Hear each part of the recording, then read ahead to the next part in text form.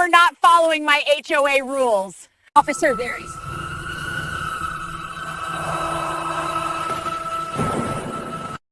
Three squad cars surrounded my half-built cabin like I was some kind of fugitive. Red and blue lights sliced through the quiet morning air, painting the trees in colors that screamed danger. I set down my hammer, my heart pounding so hard I could feel it in my throat. Officers stepped out of their vehicles with their hands resting on their holsters, eyes scanning me like I was armed and dangerous. Behind them, strutting like she had just busted an international crime ring, was none other than Brenda Harrington, president of the Maplewood Estates Homeowners Association. That woman had been a thorn in my side for 3 months, but this was a whole new level of crazy. "That's him," she screeched, her voice cutting through the morning like a chainsaw through plywood. She jabbed a perfectly manicured finger in my direction, her face twisted with righteous fury. "That's the squatter who's illegally building on protected HOA land. I want him arrested immediately." I stood there in disbelief, sawdust still clinging to my shirt, wondering how on earth my peaceful morning had turned into a scene from a bad cop drama. The lead officer, a tall man with silver streaking his temples, approached me with careful, measured steps. His name tag read Davidson, and something about his steady eyes told me he'd seen situations like this before. "Sir," he said, his voice calm but cautious, "I'll need to see some identification and any permits you have for this construction." I took a slow breath, knowing that any sudden movements might escalate things in ways I didn't want. Carefully, I reached into my back pocket and pulled out my wallet. But I also grabbed something else, a folder I had started carrying everywhere specifically because of Brenda Harrington. 3 months of harassment had taught me to always be prepared. "Officer Davidson," I said, glancing at his name tag as I handed over the documents, "I think there's been a significant misunderstanding here. This is my property. I own it free and clear." Brenda stomped forward, her designer heels sinking into the dirt with each step, her face flushed an angry shade of crimson. "Don't you dare listen to him," she demanded, pointing at my folder like it contained nuclear launch codes. "This entire lakefront is part of the Maplewood Estates community. I have documentation proving it. I've been the HOA president for 7 years, and I know exactly what we own." Officer Davidson lifted one hand to quiet her, a gesture that clearly communicated he wasn't interested in her theatrics. Then he turned his attention to my paperwork, flipping through the documents one page at a time. I watched his face carefully as he read. First came the property deed, signed and notarized, dating back to my grandfather's original purchase in 1952. Then the property survey, professionally conducted and filed with the county just 6 months ago when I started planning this build. Then the water rights documentation, some of which dated all the way back to 1922, decades before Maplewood Estates even existed as a concept in some developer's mind. One by one, Officer Davidson's eyebrows climbed higher and higher. His expression shifted from professional suspicion to something that looked almost like amusement. I could see the other officers exchanging glances, their postures relaxing as it became clear this wasn't the criminal situation Brenda had promised them. "Ma'am," Officer Davidson said finally, turning to Brenda with a tone that made her flinch visibly, "according to these records, this gentleman owns not just this parcel of land, but the entire riverfront from mile marker 7 to mile marker 12. That includes every single bit of water access in this area." Brenda's jaw dropped open like a trapdoor. Her perfectly applied lipstick seemed to crack as her mouth gaped in disbelief. That's impossible," she stammered, clutching her clipboard to her chest like a shield. "The HOA owns all the waterfront property. We've maintained that beach for 20 years. We pay for sand deliveries. We installed the boat launch." Officer Davidson's expression didn't budge an inch. "Using something and owning it are two very different things, ma'am," he said evenly, his words landing like hammer blows. "According to the documentation this man has provided, it appears your HOA has actually been trespassing on his private property for the past 2 decades.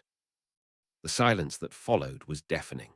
I could hear birds singing in the trees, completely oblivious to the drama unfolding below. Slowly, I spread my grandfather's original survey map across the hood of Officer Davidson's cruiser, pointing out the boundary lines with my finger. My grandfather bought this land in 1952, I explained, tracing the lines carefully so everyone could see.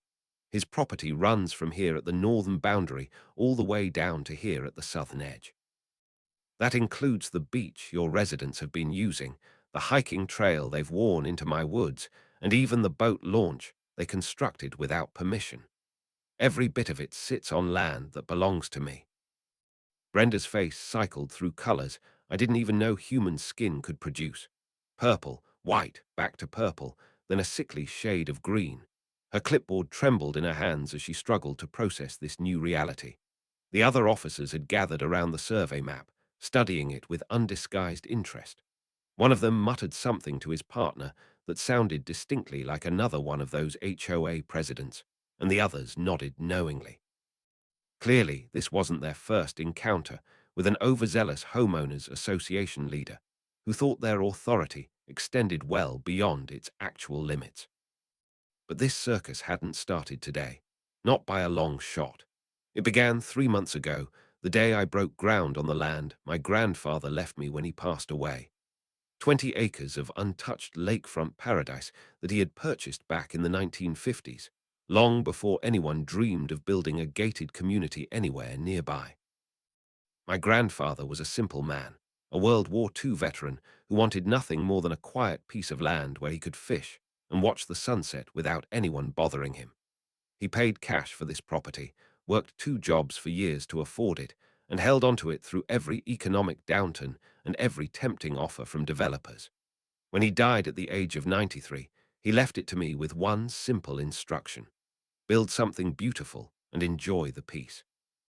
Now, before we go any further, if you believe that people like Brenda shouldn't exist, or at the very least need to face consequences for their actions, I want you to subscribe to this channel right now. We provide daily stories about entitled people who think the rules don't apply to them, and watching them get their comeuppance is one of life's greatest pleasures.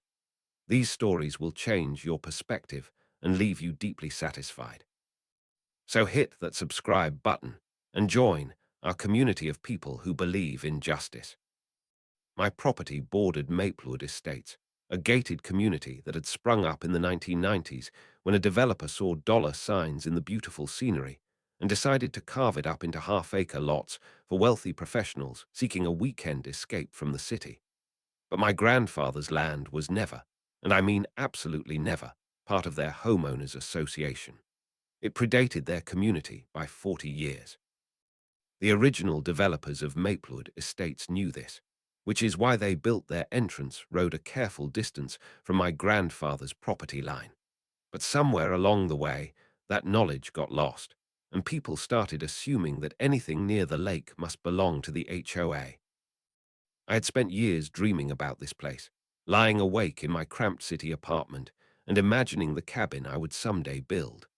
A modest but sturdy structure with solar panels for off-grid living, a wraparound deck overlooking the water, and a little dock for the fishing boat I had purchased last summer in anticipation of finally making this dream a reality. After 2 decades behind a desk as a software engineer, writing code and staring at screens until my eyes burned, I was ready for something real. I wanted weekends filled with the sound of wind through the trees instead of traffic rumbling through concrete canyons. I wanted mornings that started with coffee on a porch instead of a frantic subway commute. I wanted to build something with my own 2 hands, something my grandfather would have been proud of. The trouble started on day 2 of construction. I was in the middle of marking out the foundation, driving stakes into the ground and running string lines to make sure everything was square, when I heard a sound that made my blood pressure spike. A golf cart came barreling down the dirt path that led from Maplewood Estates to my property, kicking up a storm of dust and pebbles. The driver seemed to have no concern for speed limits or basic safety. The cart skidded to a stop about 20 feet from where I was working, and out stepped a woman who looked like he had just marched off the set of a reality TV show about difficult neighbors. Brenda Harrington was somewhere in her early 60s, though her aggressive use of cosmetic procedures made it hard to tell exactly. She had platinum blonde hair sculpted into a helmet that could probably withstand a hurricane, and she wore a tennis outfit that suggested she had been interrupted mid-game to deal with this emergency. Her eyes, framed by designer sunglasses pushed up onto her forehead, scanned my work site with undisguised contempt. "Excuse me," she barked, crossing her arms like a prison warden who had just discovered contraband in an inmate's cell. "What exactly do you think you're doing here?" I straightened up from my work, wiping the sweat off my forehead with the back of my hand, and tried to keep my voice even. "Building a cabin," I said simply. "Can I help you with something?" Her lips curled into what might have been a smile if there had been any warmth behind it. "This is HOA property," she snapped, her voice carrying that particular tone of authority that suggested she was used to being obeyed without question. "You can't just start construction without board approval. There are procedures. There are guidelines. There are aesthetic standards that must be maintained." I felt my patience beginning to fray, like a rope under too much tension. "This isn't HOA property," I replied, making a conscious effort to keep my voice calm. "This land belongs to me. I have the deed and all the documentation to prove it." She actually laughed at that, a sharp, mocking sound that echoed off the surrounding trees and seemed to startle a nearby bird into flight. "All lakefront access in this area is under Maplewood Estate's jurisdiction," she declared with absolute certainty. "I don't know what kind of scam you're trying to run here, but I'm shutting this down right now. I've already contacted the board members, and we'll have our attorney send you a cease and desist letter by the end of the week." That was the start of what would turn into a 3-month campaign of harassment that tested every ounce of patience I possessed. Every single morning, I would show up at my construction site to find new notices taped to my equipment, my lumber stacks, and even the trees at the edge of my clearing. Cease and desist. Unauthorized construction. Violation of community standards. Half of them were printed from Word templates that weren't even official legal documents. They had clip art borders and spelling errors, and looked like they had been created by someone who had watched too many legal dramas without actually understanding how the law worked. I tossed every single one of them straight into my burn pile without a second thought. Then came the trespassing. My property sat about a quarter-mile from the nearest house in Maplewood Estates, accessible by a dirt road that wound through the trees. After my first encounter with Brenda, I decided to install trail cameras at various points around the perimeter, partly out of curiosity and partly out of a growing sense that I needed to document whatever she was up to. The footage those cameras captured was remarkable. Brenda sneaking onto my property at all hours of the day and night, snapping photos of everything, taking measurements with a tape measure she pulled from her tennis bag, examining my construction materials like she was some kind of private investigator from a bad reality show. Sometimes she brought binoculars. Sometimes she brought a video camera of her own. Once I caught her on footage at 2 in the morning, shining a flashlight at my work site and muttering to herself while taking notes on her ever-present clipboard. One morning, about 3 weeks into this absurd situation, I arrived at my property earlier than usual, hoping to get some work done before the heat of the day set in. As I walked toward the foundation I had just finished pouring, I spotted movement. There, standing right in the middle of my concrete work, was Brenda Harrington, clipboard in hand, examining my foundation like she was conducting a building inspection. She hadn't even bothered to step around the edges. Her designer sneakers were leaving marks in the still curing concrete. "Brenda," I called out, startling her so badly she almost dropped her pen. She spun around, eyes wide with surprise, clearly not having expected me to arrive so early. "You're trespassing again. This is the 3rd time this week." She recovered quickly, holding her clipboard in front of her like a shield against my words. "I'm documenting HOA violations," she declared, as if this explanation was perfectly reasonable. "The noise from your construction is disturbing our residents' peace and tranquility. We've received multiple complaints." I couldn't help but laugh at that, even though I was genuinely frustrated. "The nearest house is half a mile away," I pointed out, gesturing vaguely in the direction of Maplewood Estates. "And it's 10 o'clock in the morning on a Tuesday. Unless your residents have superhuman hearing, I seriously doubt my hammer is disrupting anyone's peace." Her lips tightened into a thin, colorless line. "We'll see what our lawyers have to say about that," she said, her voice dripping with implied threats. I've already been in contact with our legal team, and they're very interested in this situation. Very interested indeed. The lawyers never actually showed up. Not that week, not the week after, not ever. I later learned that the HOA's so-called legal team was actually just a real estate attorney who helped with property transfers and had no interest whatsoever in pursuing frivolous claims about imaginary boundaries. But Brenda's antics continued to escalate despite the lack of legal support. She started bringing backup. Other board members would appear at the edge of my property, standing in a line like some kind of homeowner militia, taking photos and muttering to each other. They would point at my construction progress and shake their heads disapprovingly, as if I was building a toxic waste dump rather than a modest fishing cabin. Sometimes they would call out corrections and suggestions, informing me that my roof pitch wasn't consistent with community standards, or that my choice of exterior stain was too dark for the natural aesthetic they had worked so hard to maintain in the area. One particularly memorable day, Brenda brought along a man she introduced as the HOA's environmental compliance officer. He was a lanky fellow in his early 30s, wearing a polo shirt with the Maplewood Estates logo embroidered on the chest, and he carried himself with an air of self-importance that seemed completely unearned. He walked around my property, taking soil samples and examining tree bark, and looking very serious about the whole thing. Later, when I checked the HOA's website, I discovered that no such position as environmental compliance officer had ever existed. My neighbor Tom later confirmed what I suspected. The guy was Brenda's nephew, a recent college graduate with a degree in hospitality management who was living in her guest house while he figured out what to do with his life. The breaking point came on a morning about 2.5 months into this ordeal. I drove down the access road to my property, coffee in hand and plans for the day running through my mind, only to stop short when I saw what awaited me. New signs had been hammered into the ground at the edge of my clearing. Big, professionally printed signs that read private property, Maplewood Estates HOA. Violators will be prosecuted. Brenda had actually claimed my land as theirs. She had literally planted flags on soil that my grandfather had purchased 7 decades ago, acting as if her authority extended anywhere she wanted it to. That was the moment I decided to start carrying all my documentation with me at all times.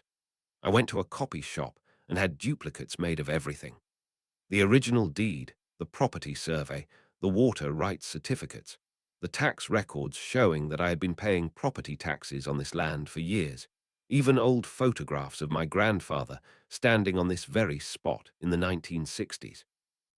I put everything in a weatherproof folder and kept it in my truck, ready to present at a moment's notice. When Brenda showed up again that afternoon, flanked by 2 other board members and her fake environmental compliance officer nephew, I was ready. Those signs need to come down, I told her firmly, pointing at the HOA markers she had planted on my property. You have no right to post signage on land you don't own. Make me, she shot back with a smirk, crossing her arms in what she probably thought was a power pose. I've already called the real authorities this time. The police are on their way to remove you from our property. We're done playing games. And that's how I ended up surrounded by flashing lights, accused of squatting on my own land. 3 squad cars, multiple officers, and Officer Davidson calmly reviewing my paperwork, while Brenda's face cycled through every shade of purple known to mankind. The moment the officer handed back my documents and confirmed that I was, in fact, the rightful owner of not just this parcel, but the entire lakefront for miles, something shifted in the air. The officers' postures changed. Their attention, which had been focused on me as a potential suspect, now turned toward Brenda with undisguised skepticism. This can't be right, she sputtered, her voice rising to a pitch that probably only dogs could fully appreciate. The HOA owns all water access in this area. We've been using that beach for 20 years. We've invested thousands of dollars in improvements. We even named it Maplewood Beach. It's on our promotional materials. Officer Davidson's expression remained completely neutral, which somehow made his next words even more devastating. Using something and owning something are 2 entirely different legal concepts, ma'am, he said. Based on the documentation this gentleman has provided, it appears your homeowners association has been trespassing on private property for approximately 2 decades. That's a significant period of unauthorized use. I spread the survey map across the hood of the cruiser again, making sure everyone present could clearly see the boundary lines. My grandfather purchased this land in 1952, I explained, tracing the borders with my finger. His property, now my property, extends from here at the northern boundary down to here at the southern edge. That encompasses the beach your residents have been using, the hiking trail they've worn into my forest, the boat launch your HOA constructed without permission, and the fire pit area where I understand you hold your annual 4th of July celebration. Every single bit of it sits on land that belongs to me and has belonged to my family for over 70 years. Brenda's jaw opened and closed several times, but no words came out. She looked like a fish that had suddenly found itself out of water, gasping for oxygen in an environment where she could no longer breathe. Her clipboard trembled so violently in her hands that papers started to slip loose and flutter to the ground. The other officers had gathered around the survey map, studying the boundaries with expressions that ranged from interested to openly amused. One of them, a younger guy with a buzz cut and an athletic build, leaned over to his partner and whispered something that made them both suppress grins. "But we maintain that beach," Brenda protested, her voice now taking on a desperate, pleading quality that was completely different from her earlier commanding tone. "We pay for sand deliveries every spring. We installed trash cans and a volleyball net. We built benches along the shoreline. Surely that counts for something." "It counts as improvements made on my property without my permission," I said, keeping my voice calm and level. "Technically speaking, that's vandalism. Or at the very least, unauthorized modification of someone else's land. I could probably sue for restoration costs if I wanted to return everything to its natural state." Officer Davidson handed back my documents with what might have been a slight nod of respect. "Sir," he said, his tone now entirely professional and courteous, "do you want to press trespassing charges at this time? Based on what you've described and what we've witnessed today, it sounds like this harassment has been ongoing for quite a while. You would certainly be within your rights." I pretended to think it over, watching Brenda's face drain from that angry purple to a ghost-like white as she processed the possibility of criminal charges. Her backup, the board members who had accompanied her on this triumphant mission to evict the squatter from their land, had gone completely silent. They were edging away from her, putting physical distance between themselves and the woman who had led them into this disaster. "Not this time, officer," I said finally, noting the visible relief that washed over Brenda's features. "But I will be putting up official boundary markers and proper no trespassing signs within the week. Anyone crossing those boundaries after today will be prosecuted to the full extent of the law. I'm done being neighborly about this." "You can't do this," Brenda shrieked, her composure finally shattering completely. "The whole community uses that beach. Our property values depend on lake access. You'll destroy everything we've built. People bought homes in Maplewood Estates specifically because of the waterfront amenities. There will be lawsuits. There will be consequences. You have no idea who you're dealing with." I shrugged, meeting her frantic gaze with complete calm. "Should have thought about all of that before you tried to steal my land and have me arrested for building a cabin on my own property. Maybe next time you'll check the actual records before claiming ownership of something that doesn't belong to you." The officers gave Brenda a stern warning about the potential consequences of filing false police reports and making fraudulent claims of property ownership. Officer Davidson, in particular, seemed to take pleasure in explaining, in great detail, exactly what charges could be brought against someone who repeatedly accused an innocent property owner of criminal activity. By the time the squad cars pulled away, sirens mercifully silent, Brenda just stood there in the clearing, clutching her clipboard and watching her little empire crumble like stale coffee cake left out in the rain. By that evening, word had spread through Maplewood Estates faster than wildfire tears through dry August brush. My phone, which I had foolishly given my number to a few neighbors when I first started construction, would not stop ringing. Board members called. Regular residents called. Even people who lived in distant corners of the subdivision called, all wanting to discuss the lake access situation. The story got wilder with every retelling, like a game of telephone played by people with very active imaginations. By the time the news reached the far end of the subdivision, people were saying that I owned half the county and was planning to build a casino and water park that would generate noise 24 hours a day. One particularly creative version of the story claimed I was a secret millionaire who had bought the land specifically to spite the HOA because they had once rejected my application for membership. The next morning, I arrived at my construction site to find 15 people waiting for me. For a brief, horrible moment, I thought Brenda had organized some kind of protest or mob action. But as I got closer, I realized these people didn't look angry. They looked nervous, uncomfortable, even apologetic. They stood in an awkward cluster near my lumber pile, fidgeting and glancing at each other like students waiting outside the principal's office. A man in neatly pressed khakis and a tucked-in golf shirt stepped forward as I approached, his hand extended in greeting. His handshake was firm but not aggressive, and his expression carried genuine concern rather than hostility.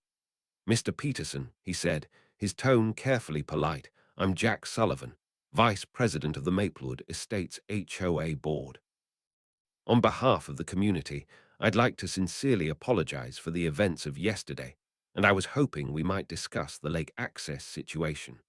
There's a lot of confusion among our residents, and I think we all got off on the wrong foot here." I continued unloading supplies from my truck, not pausing my work. "Nothing to discuss," I replied, keeping my voice neutral but firm. "This is my land. It has been my family's land since 1952. That's not going to change no matter how many meetings you want to have." Jack nodded, then shot a pointed glare over his shoulder at Brenda, who stood at the back of the group looking significantly diminished from her usual commanding presence. She had traded her tennis outfit for more subdued clothing, and her expression suggested she had swallowed a lemon whole and was still tasting the bitterness. "We understand that now," Jack said carefully, turning back to face me. "We've spent the morning reviewing the actual property records at the county clerk's office, and you're absolutely correct. The Maplewood Estate's boundaries were clearly defined when the development was built, and your land was never included. I'm honestly not sure how this confusion occurred, but we're hoping to come to some kind of arrangement. The community has been using that beach for generations, and I've been paying taxes on it for all those generations," I countered, finally turning to face him directly. Funny how no one from the HOA ever mentioned reimbursing me for those taxes when they were busy dumping sand on my beach, building unauthorized structures on my shoreline, and sending their president to harass me every single day. A woman in yoga pants, standing near the middle of the group, spoke up with guilt written all over her face. "We didn't know," she said, her voice small. "Brenda told us the HOA owned everything down to the waterline. It was in all our promotional materials when we bought our homes. We thought we were using community property, not trespassing on someone's private land." More glares turned toward Brenda, who seemed to shrink even further under the weight of community judgment. All that bluster, all that confidence, all that absolute certainty had evaporated like morning mist. She looked like someone who had just watched their entire worldview collapse and hadn't yet figured out how to reconstruct reality around the new information. Jack cleared his throat, trying to restore some semblance of order to the situation. "We'll be holding an emergency board meeting tonight," he announced, looking around at the gathered residents. "Everyone in the community deserves to know exactly what property the HOA actually controls and how this misunderstanding occurred." He paused, then turned to face Brenda directly. "Mrs. Harrington, I think you should prepare a full report explaining how you came to believe the HOA owned property that was clearly documented as belonging to someone else. The board will have questions, and the residents deserve answers." Brenda's mouth opened like she was about to object, but something in the faces of the people around her made her think better of it. She nodded stiffly and turned to leave, walking away from the group with her shoulders hunched and her clipboard hanging forgotten at her side. That board meeting from what I later heard, was pure chaos of the most satisfying variety. My nearest neighbor, Tom, was a good guy who lived right on the border of Maplewood Estates, close enough to my property that we had become friendly over the years. He attended the meeting as a concerned resident and gave me the complete play-by-play the next day, leaning over the fence that separated our properties with barely contained glee. "You should have seen it," he said, shaking his head with amazement. The community center was packed, standing room only. People were furious. They demanded to know how Brenda could have gotten something this big so wrong. I mean, we're talking about 20 years of the entire community using private property without permission. That's not a small mistake. That's a fundamental failure of due diligence. Tom paused to sip his coffee, savoring the memory. Turns out she never even looked at the property records, he continued. Not once in her 7 years as president.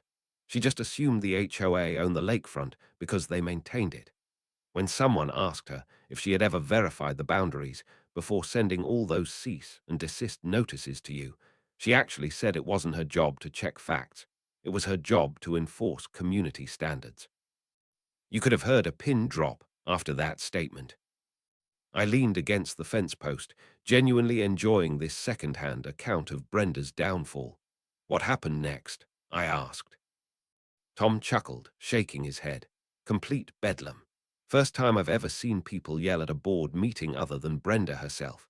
She tried blaming everyone else for the situation. She blamed the previous board for not giving her accurate information.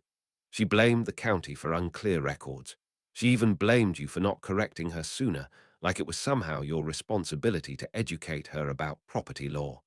Nobody was buying it, not for a second." He set down his coffee mug on the fence post and crossed his arms. "The vote of no confidence was unanimous," he said with satisfaction. "Well, almost unanimous. Brenda voted against it, obviously, but that was the only dissenting vote. She was removed as president on the spot, stripped of all her board positions, and strongly encouraged to issue a public apology to you. Jack Sullivan is running things now. He's already talking about implementing proper verification procedures, so nothing like this ever happens again." I thought that might be the end of the saga. Brenda had been publicly humiliated, removed from power, and forced to face the consequences of her actions in front of the entire community. Most rational people would have accepted the loss, maybe even reflected on their behavior and moved on with their lives. But Brenda Harrington was not most people. She was a woman who had spent 7 years as the undisputed queen of her little kingdom, and she wasn't going to let that power go without a fight. 3 days after the board meeting, I started putting up the fence I had promised. Nothing aggressive or hostile, just a clean split rail design made from cedar posts and horizontal rails, marking the actual property boundary so there could be no future confusion. My lawyer had advised adding proper private property and no trespassing signs at regular intervals, so I ordered professionally made metal signs and attached them to the fence posts with screws that wouldn't rust in the weather. The work took most of the day, and by the time I finished, I had a clear boundary line running the entire length of where my property met the hiking trail that led from Maplewood Estates to the beach. Anyone walking that trail would now have to acknowledge that they were about to step onto private land. The signs were impossible to miss, and the fence provided a visual reminder that boundaries matter. That night, I went to bed tired but satisfied. I was making progress on my cabin. The harassment had apparently stopped, and life seemed to be returning to some semblance of normal. I fell asleep listening to the sounds of the forest through my open window, dreaming of the wraparound deck I would soon be building. At 2 o'clock in the morning, my phone started buzzing with motion alerts from my trail cameras. I groaned, assuming it was deer or raccoons triggering the sensors, and almost went back to sleep. But something made me check the footage anyway. Maybe instinct, maybe just curiosity. What I saw on the screen made me bolt upright in bed. There was Brenda Harrington, dressed in dark clothing like some kind of suburban ninja, walking along my new fence line with a look of pure fury on her face. She had a pair of heavy-duty work gloves on her hands and what looked like a pry bar tucked under her arm. I watched in disbelief as she approached the first fence post, grabbed it with both hands, and tried to pull it out of the ground. When that didn't work, she inserted the pry bar at the base and attempted to lever it loose. The post, which I had set in concrete specifically because I suspected something like this might happen, didn't budge. Brenda's frustration was visible even on the grainy night vision footage. She moved to the next post, tried the same thing, failed again. Then she walked back to where she had parked her Mercedes SUV, which I could see at the edge of the frame, and opened the back hatch. She emerged with a length of heavy-duty chain, which she wrapped around one of my fence posts before attaching the other end to her trailer hitch. "No," I said out loud to my empty bedroom. "She's not actually going to do this." She did it. She got back in her Mercedes, put it in gear, and floored the accelerator. The wheels spun in the dirt, throwing up clouds of dust visible even in the infrared footage. The chain went taut. The fence post strained against its concrete base but held firm. Brenda gunned the engine harder, and I watched as her expensive SUV's tires smoked against the ground. Then the bumper gave way. Not my fence, her bumper. The entire rear bumper assembly of her Mercedes ripped free from the vehicle, still attached to the chain that was still wrapped around my stubbornly immobile fence post. The sudden release of tension sent the car lurching forward, and before Brenda could react, she had driven straight into the drainage ditch that ran along the access road. I was already pulling on my boots and heading out the door, phone in hand, calling the police. When I arrived at the scene, Brenda was standing outside her crippled Mercedes, her expensive dark ninja outfit covered in mud, screaming obscenities at my fence like it had personally insulted her. The car's bumper was still hanging from my post, connected by the chain she had used in her failed attempt at vandalism. Behind her, her vehicle sat nose down in the ditch, steam rising from the radiator. "Hello, Brenda," I said calmly, keeping my distance as I held up my phone to show I was recording. "Having some car trouble." She spun around, her face contorted with rage. "You," she sputtered, pointing at me with a mud-caked finger. "This is all your fault. None of this would have happened if you had just followed the rules. You ruined everything, everything." The police arrived about 15 minutes later. Same department as before, different officers on the night shift. They took one look at the scene, reviewed the footage from my trail cameras, and put Brenda in handcuffs while reading her rights. This time, when they asked if I wanted to press charges, I didn't hesitate. "Yes," I said firmly. "Destruction of property, trespassing, vandalism, and whatever else applies. I'm done giving her chances." The court date came about 6 weeks later, after Brenda had been released on bail and the prosecutor had reviewed all the evidence. I had provided copies of every trail camera video, every harassing notice she had taped to my equipment, every photo of her trespassing on my property, and testimony from multiple neighbors about her behavior. My lawyer sat beside me, occasionally passing me notes, but mostly just watching with satisfaction as the case unfolded. In the courtroom, Brenda looked small, stripped of her authority and her arrogance, wearing a conservative grey suit that her attorney had probably suggested to make her look respectable. She seemed like a completely different person from the woman who had terrorized me for 3 months. Her expression wavered between defensive anger and something that might have been genuine fear as she realized the full weight of the legal system was about to crash down on her. The footage from my cameras played on a big screen for everyone to see. The judge, a stern woman in her 60s with sharp eyes and no apparent tolerance for nonsense, watched intently as the video showed Brenda sneaking onto my property, attempting to destroy my fence, and ultimately crashing her car into a ditch during her failed vandalism attempt. When the footage ended, the courtroom was silent. "Mrs. Harrington," the judge said, peering over her glasses at the defendant, "you have demonstrated a disturbing pattern of harassment and criminal behavior over a period of several months. This is quite shocking for someone who held a position of community leadership, or should I say former leadership, given that you were removed from the HOA board due to this very conduct." Brenda's attorney tried to intervene, suggesting that his client had been under stress, that she hadn't fully understood the property boundaries, that she was suffering from a misunderstanding that had spiraled out of control. The judge listened politely, then dismissed every excuse with a shake of her head. The verdict came down like a hammer.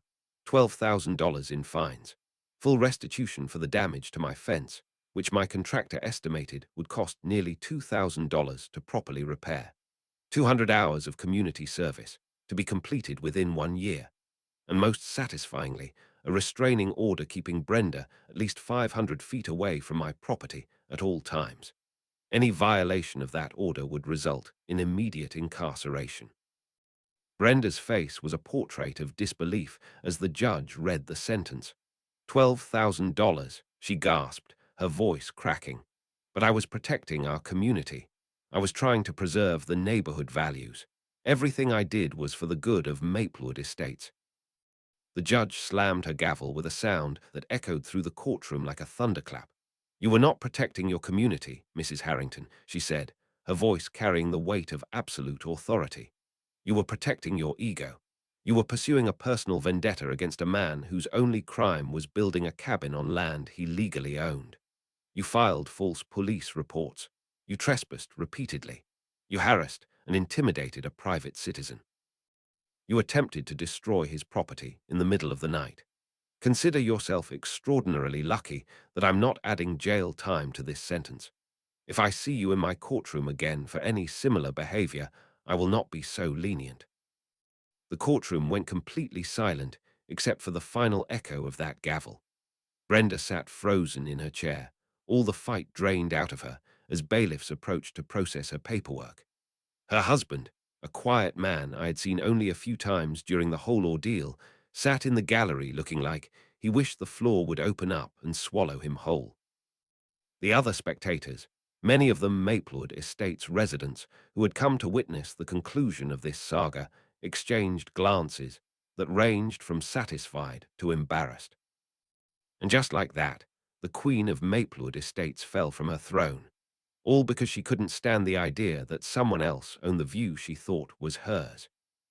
The months that followed were peaceful in a way I had almost forgotten was possible. My cabin progressed steadily, rising from foundation to frame to walls to roof without any further interference. Jack Sullivan, the new HOA president, turned out to be a reasonable man who understood the difference between community guidelines and property rights. He reached out about a month after Brenda's sentencing, not to demand anything or threaten anything, but simply to apologize on behalf of the community and ask if there might be some way to restore friendly relations between Maplewood Estates and their neighbor.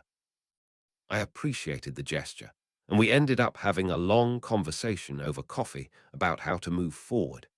I wasn't interested in punishing ordinary residents for Brenda's behavior, and I certainly wasn't going to keep the entire community away from a beach they had been enjoying for 2 decades.